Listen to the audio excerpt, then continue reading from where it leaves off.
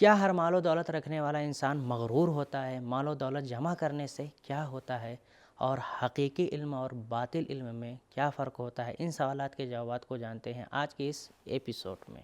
اعوذ باللہ من الشیطان الرجیم، بسم اللہ الرحمن الرحیم۔ ناظرین کرام، سلام علیکم۔ سبیل القرآن کے اس تفسیری پروگرام میں ایک بار پھر ہم آپ کو خوش آمدید کہتے ہیں۔ آج ہم سورہ قصص کی 4 آیتوں کی تفسیر کو لے کر حاضر ہوئے ہیں۔ تو آئیے سب سے پہلے آیت نمبر 78 کی تفسیر کو جاننے کے لیے اس کی تلاوت اور ترجمے کو غور سے سنتے ہیں۔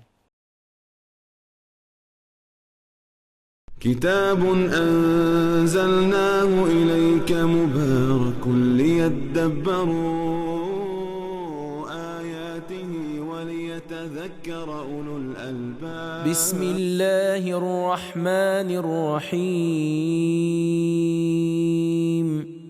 قال إنما أوتيته على علم عندي أولم يعلم أن الله قد أهلك من قبله من القرون من هو أشد منه قوة وأكثر جمعا ولا يسأل عن ذنوبهم المجرمون۔ قارون کہنے لگا کہ یہ مال و دولت تو مجھے اپنے علم کیمیا کی وجہ سے حاصل ہوا ہے۔ کیا قارون نے یہ بھی نہ خیال کیا کہ اللہ اس کے پہلے ان لوگوں کو ہلاک کر چکا ہے جو اس سے قوت اور جمعیت میں کہیں بڑھ چڑھ کے تھے، اور گنہگاروں سے ان کی سزا کے وقت ان کے گناہوں کی پوچھ گچھ نہیں ہوا کرتی۔ پروردگار عالم نے اس آیہ کریمہ میں صرف ایک خاص نقطہ رکھا ہے۔ آئیے اسے خاص نقطے کو جانتے ہیں۔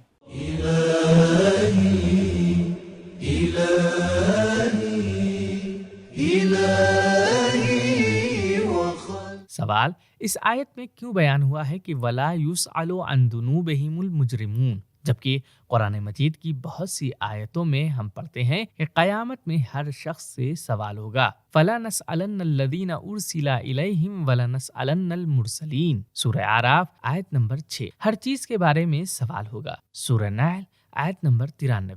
ہر حال میں سوال ہوگا۔ ان تبدوا ما فی انفسکم او تخفوہ یحاسبکم بہ اللہ۔ سورہ بقرہ آیت نمبر 284۔ اور ہر جگہ کے بارے میں ہوگا۔ ان تکو مثقال حبۃ من خردل فتکن فی صخرۃ او فی السماوات او فی الارض یأت بہا اللہ۔ سورہ لقمان آیت نمبر 16۔ جواب: جن آیتوں کا تعلق سوال سے ہے وہ قیامت کے بارے میں ہے، مگر مذکورہ آیت دنیا میں اللہ کے عذاب نازل ہونے کے بارے میں ہے، جس وقت کسی سوال اور جواب کی کوئی گنجائش باقی نہ رہے گی۔ ناظرین، پروردگار عالم نے اپنے بندگان کے لیے اس آیت میں کچھ پیغامات بھی رکھے ہیں۔ آئیے ان پیغامات کو بھی غور سے سن لیتے ہیں۔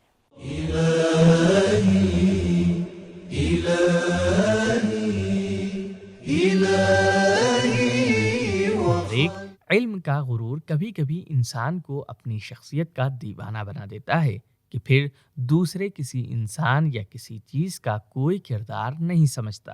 نمبر 2، اپنے علم پر ناز کرنا قارونی اخلاق ہے۔ نمبر 3، مال و دولت اور قدرت کو اللہ کا احسان سمجھے، نہ کہ اپنے علم اور محنت کا نتیجہ۔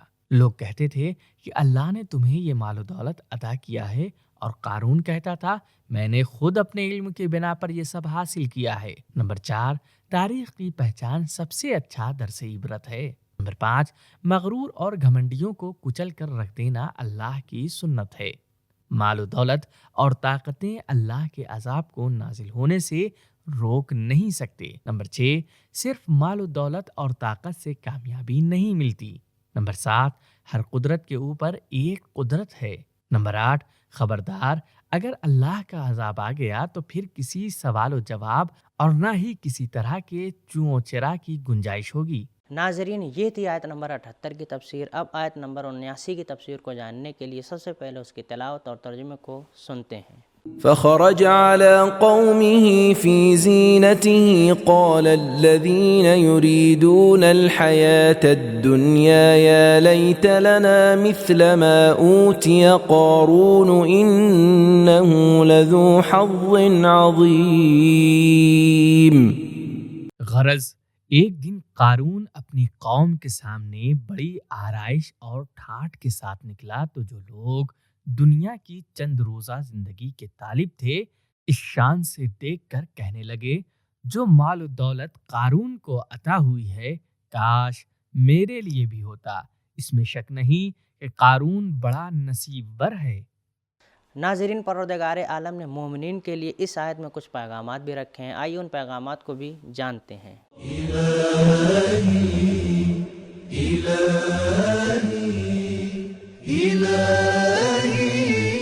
نمبر 1، غافل لوگوں کے ہاتھ میں مال و دولت غرور اور دکھاوے کا سبب بنتا ہے۔ نمبر 2، دولت کا دکھاوا کرنا قارونی صفت ہے۔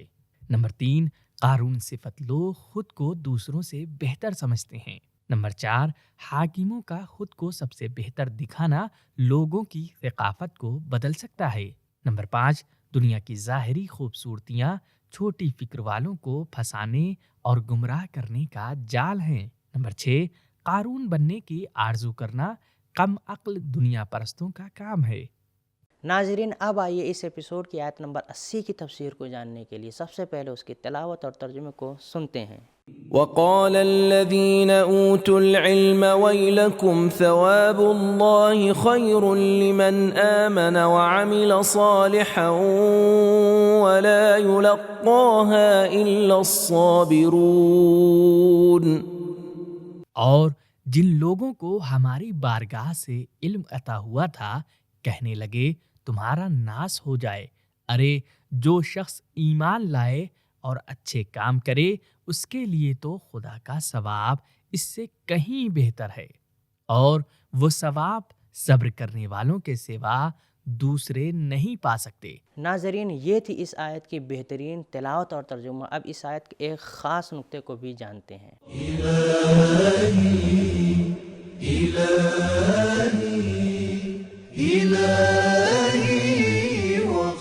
قارون خود کو عالم اور اپنے مال دولت کو اپنے علم کا نتیجہ سمجھتا تھا۔ اوتیتہ علی علم عندی، مگر اللہ اس آیت میں فرماتا ہے حقیقی علم اور مال و دولت کو جمع کرنا دونوں ایک ساتھ جمع نہیں ہو سکتے۔ ناظرین، پروردگار عالم نے اس آیت میں بہترین پیغامات بھی رکھے ہیں، آئیے ان پیغامات کو بھی جانتے ہیں۔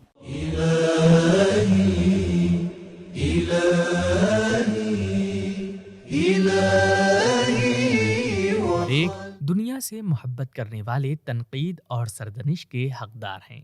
نمبر 2، پروردگار عالم بنی اسرائیل کے تیز ہوشوں کی دنیا سے محبت کرنے والوں سے مقابلہ کرنے پر تعریف کرتا ہے۔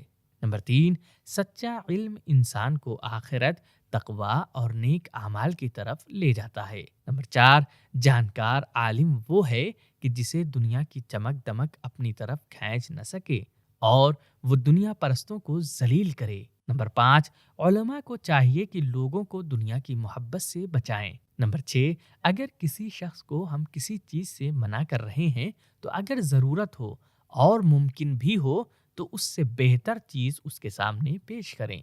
نمبر 7، ایمان اور نیک اعمال اس وقت انسان کی کامیابی کا سبب بنیں گے جب اس کی پابندی کی جائے۔ ناظرین، اب آئیے اس ایپیسوڈ کی آخری آیت کی تفسیر کو جاننے کے لیے سب سے پہلے اس کی تلاوت اور ترجمے کو سنتے ہیں۔ فخسفنا به وبداره الأرض فما كان له من فئة ينصرونه من دون الله وما كان من المنتصرين۔ اور ہم نے قارون اور اس کے گھر بار کو زمین میں دھسا دیا، پھر تو خدا کے سوا کوئی جماعت ایسی نہ تھی کہ اس کی مدد کرتی، اور نہ خود آپ اپنی مدد کر سکا۔ گزشتہ آیت کی طرح اس آیت میں بھی پروردگار عالم نے صرف ایک خاص نقطہ رکھا ہے، آئیے اس ایک خاص نقطے کو جانتے ہیں۔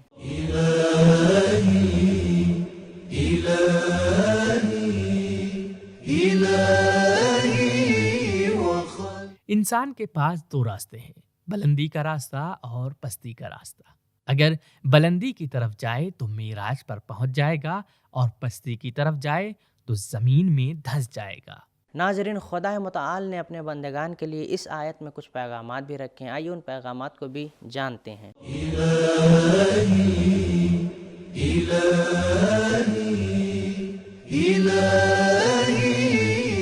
نمبر 1، ظلم کا نتیجہ ہلاکت ہے۔ نمبر 2، کبھی کبھی اللہ زمین کو عذاب دینے کا حکم دیتا ہے۔ نمبر 3، مال و دولت جمع کرنے کا نتیجہ کنجوسی، غرور اور ہلاکت ہے۔ نمبر 4، مال و دولت نجات کا وسیلہ نہیں ہے۔ تو ناظرین کرام، آج کے ایپیسوڈ میں ہم نے یہ جانا کہ ہر مال و دولت رکھنے والا انسان مغرور نہیں ہوتا ہے، لیکن یہی مال و دولت اگر کسی غافل انسان کے پاس آ جائے تو وہ مغرور ہو جاتا ہے، اور حقیقی علم انسان کو آخرت، تقوی اور نیک اعمال کی طرف لے کر جاتا ہے، لیکن باطل علم انسان کو قارون جیسا مغرور بنا دیتا ہے۔ یہ تھا ہمارا آج کا ایپیسوڈ، ملتے ہیں اگلے ایپیسوڈ میں، تب تک کے لیے شکریہ، خدا حافظ۔ سبیل قرآن، قرآنی سماج کی پہچان۔